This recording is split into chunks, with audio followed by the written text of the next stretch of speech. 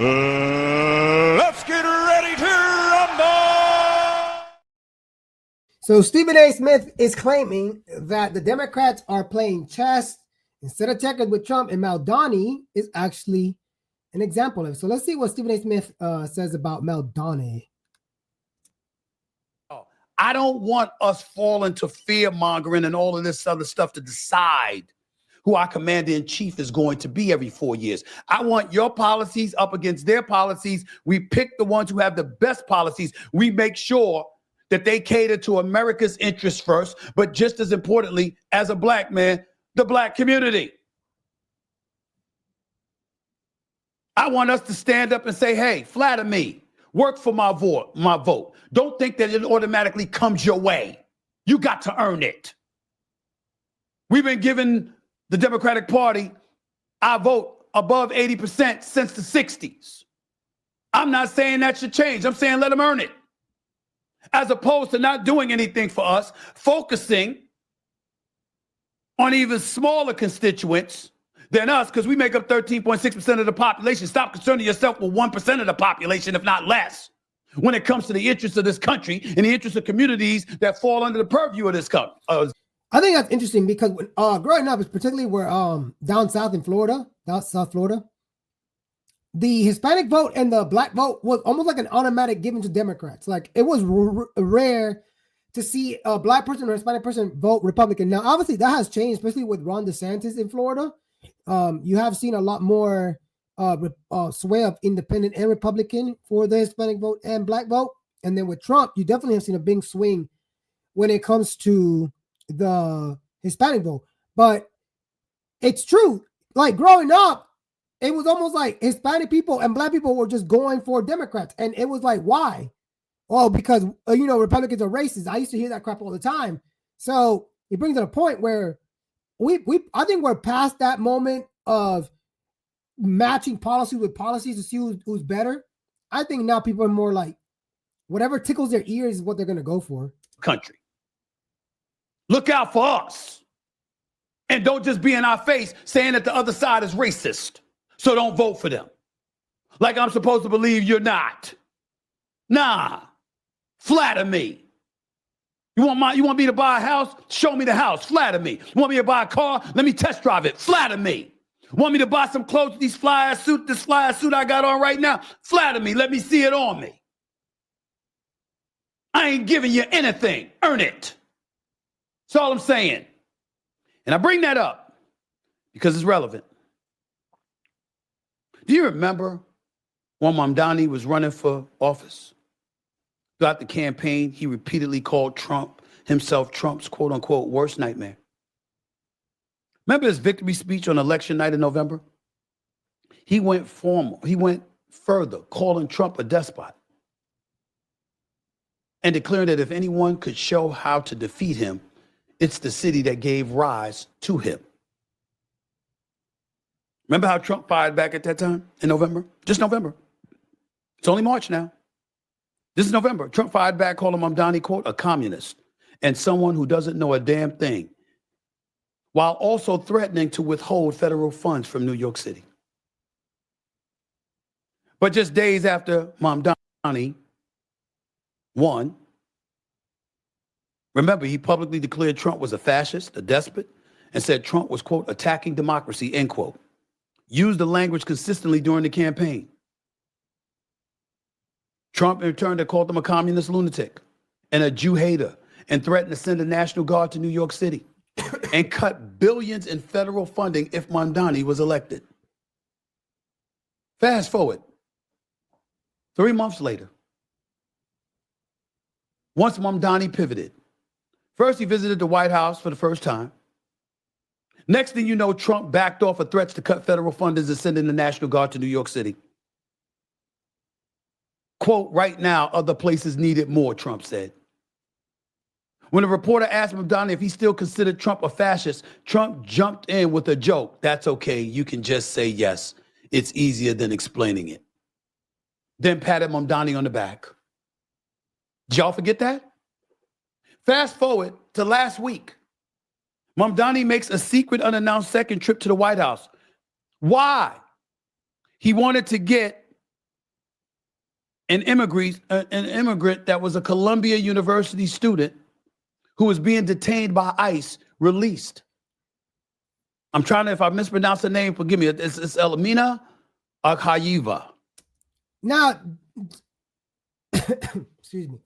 Is there a problem with this? Like, I understand that people say that in politics you have to play both sides, and people will claim that Trump is a master negotiator. He's a businessman. He does things. He does things for other people so he can get something out of it. And Mamdani is probably the same thing. But like, I think there's like a fine line, I believe, right? Because if you really claim that Mamdani's a communist and a fascist and a socialist, and you got Mamdani calling you a fascist and shit like that, I mean, like, as the president of the United States, do you really want to work with a communist? Like, obviously, you can't avoid the fact that Mamdani is the mayor, right?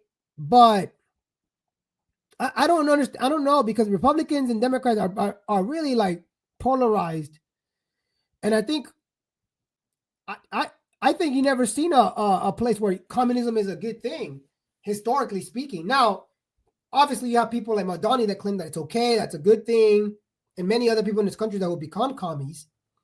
But the question really is, are they okay with Trump doing this and pivoting just because? And you'll see what Stephen A. Smith says, why he thinks Trump is actually okay with this. But I mean, are people really going to be okay with like working with communism, with communist people, right? With fascist people, with socialist people? I don't think so.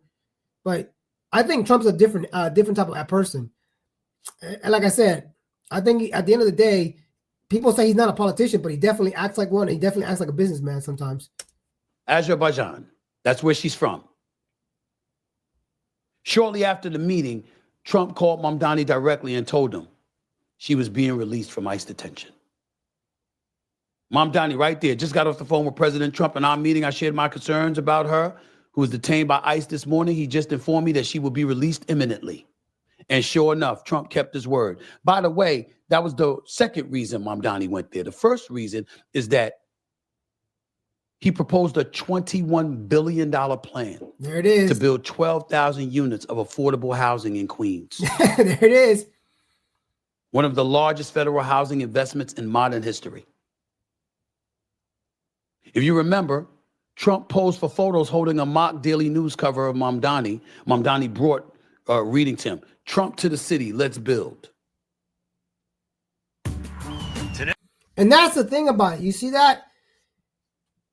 And I think Stephen A. Smith is getting to that point where he's saying Mamdani wants something from Trump, and Trump has the means, the federal means. Because clearly, if you've been paying attention to this, Mamdani is trying to get money from all these places, but he's gonna raise the taxes on the New York City. He's asked the governor Coco for help, and they're like, nah. Some of the stuff that he wants to do, right, to make it affordable to give to those, right, the communist way, he doesn't have the money. And so I think he came out and he even said, if we can't do it through the governor and how we and what I'm asking the governor to, then unfortunately I'm gonna have to raise the taxes on New Yorkers, which is the one I don't want to do, but secretly he will do, and he's still gonna do it because I want to make everybody affordable. So I'm gonna take money. So we got to do the wealth tax and all that shit. And the governor's like, nah, all that. Where's the free bus? The free buses? What happened to the free buses, right?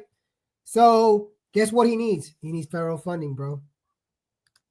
Paper front pages. The famous 1975 Gerald Ford to the City drop dead cover and a mock version of it with Trump's face reading, "Trump to the city, let's build." Trump grinning and holding both up for the cameras and not ruling out the possibility that he'll get federal funding for the housing project.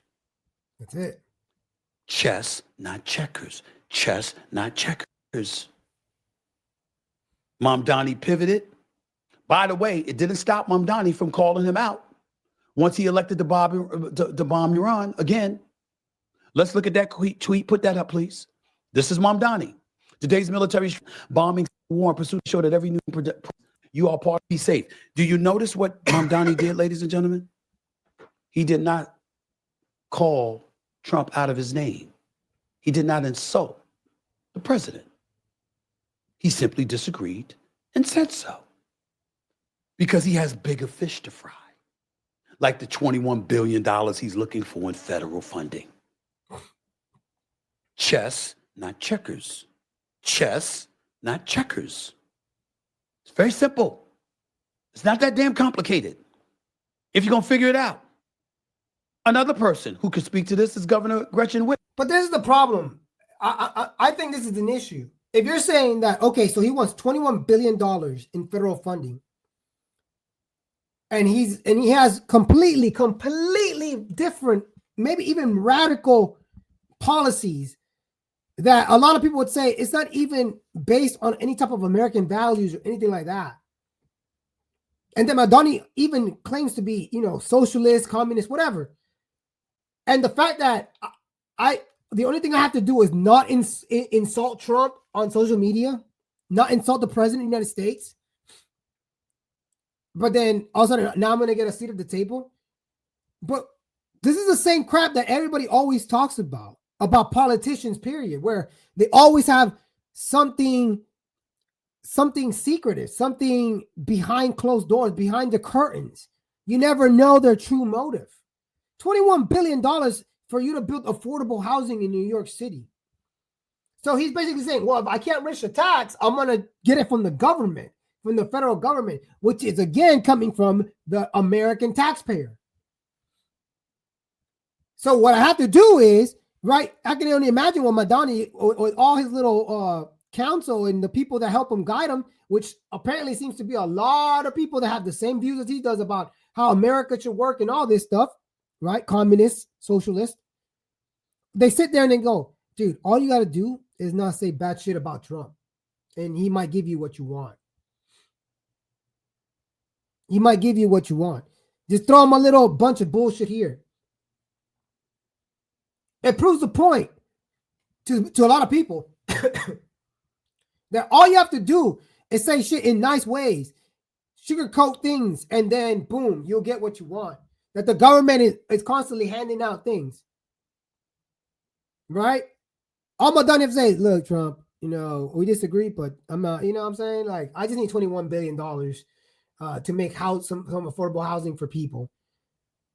And Trump's going to be like, well, you haven't called me bad. And because even in the speech, the State of the Union address, Trump said he got him on Mamdani, but he said he's a nice guy, but very bad politics, but he's still a nice guy. So it's all about being nice, apparently. Right? And he's talking about pitting policy versus policies, but that goes out the window if all I got to do is just flatter people, just flatter them. As much as I want to do my own version of America, I'm going to just flatter them because I know eventually he's going to cave in. He's going to give it to me, right? Because Trump wants to be seen as a peacemaker, right? Trump wants to be like, oh, look, I can work with Democrats. I can work with communists. I could do all this. And I don't know if that's what his base actually wants. And that's what I'm asking the question. If all these governors are to pivot, but they're only pivoting because they want something in return, then Trump would be no different. And the president is no different. The Republic, and this is the same thing that people are getting on the Republicans for, because the Republicans are sitting there in power, and they're always like, oh, they're always negotiating with the Democrats. Oh, they're no different than the Democrats.